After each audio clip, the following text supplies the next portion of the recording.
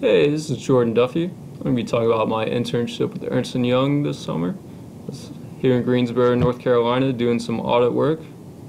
Going to be providing some background on the company, a little bit of background on my internship program, the goals I set, reflection on my experience, and then some of my future plans.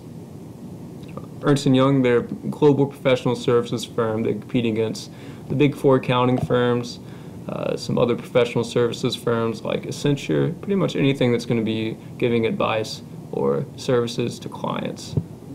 Now, they've been around for about 150 years, and they're in over 120 different countries. They're in industries as diverse as mining and automotive technologies, the government sector, clean tech. Here in North Carolina, they're in life sciences and financial services. Really, just about any industry you can think of, they'll be in. Now, they break their services down into four main services: assurance, which is what I did, advisory, tax, and transaction services. I'm going to talk for a minute about Vision 2020, which is the new strategic plan for Ernst & Young. Essentially, they'd like to double revenue. Last year it was $23.5 billion. They want to double it to $50 billion. And they want to be the #1 professional services firm globally. They would like to be #1 or #2 in every industry that they're involved in. They would like to be voted the #1 best place to work. And they would like to have the best brand. The two taglines at the bottom of the slide really encapsulate what Ernst & Young is. And this is both their current building a better working world and their last, quality in everything we do. And to me, the building a better working world is what sets Ernst & Young apart, because they really do want to make a positive impact on the world. That sets it apart from other professional services firms. Now back to the internship. It was a great program, 9 weeks. You start off with a week welcome/training, where it kind of prepares you for what you're going to be involved in throughout the internship, exposing you to some simple tasks like roll forwarding documents, tying out things, really so that it's not the first time you've seen it. The 7 weeks of client work, I was on the Fresh Market and Timber Sealy. They were two great clients and two great teams. I was doing pretty entry-level stuff there during the planning phase. So like I said, I was doing roll forwarding documents, entering some controls, really anything I could do to support the team. And then the last week, which I just got back from, was Disney World, which was fantastic. And that was both for spring and summer interns.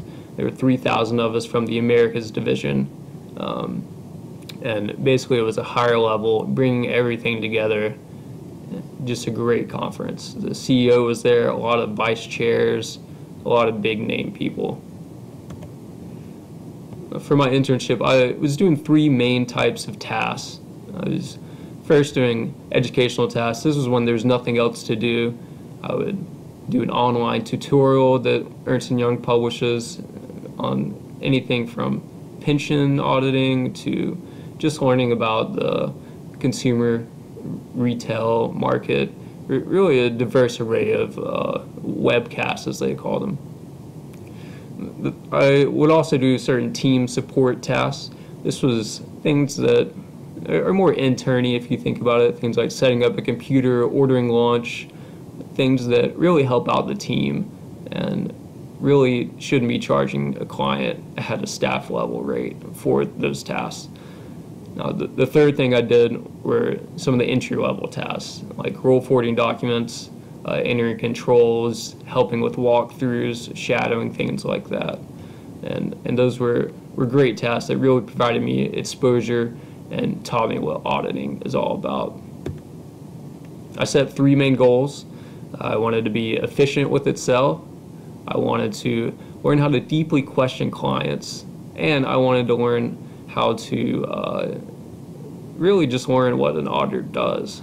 I didn't know coming in, and so that was a main goal. Obviously, if I want to do it for the rest of my life, I want to know what I'm getting into. Now, the first goal, I had previous knowledge of Excel. I have an advanced Excel certificate from Marine Allen's class. And so I had the knowledge, but didn't understand the efficiency side. And really, until you get into files, until everyone shows you the shortcuts to use, you're not going to have that efficient side. So I was very proud to almost double my efficiency within 2 weeks of being there. Now, for deeply questioning clients, I mentioned earlier that I was there during the planning phase. So this was really just learning how and when and why to question clients about things. There's a way to do it.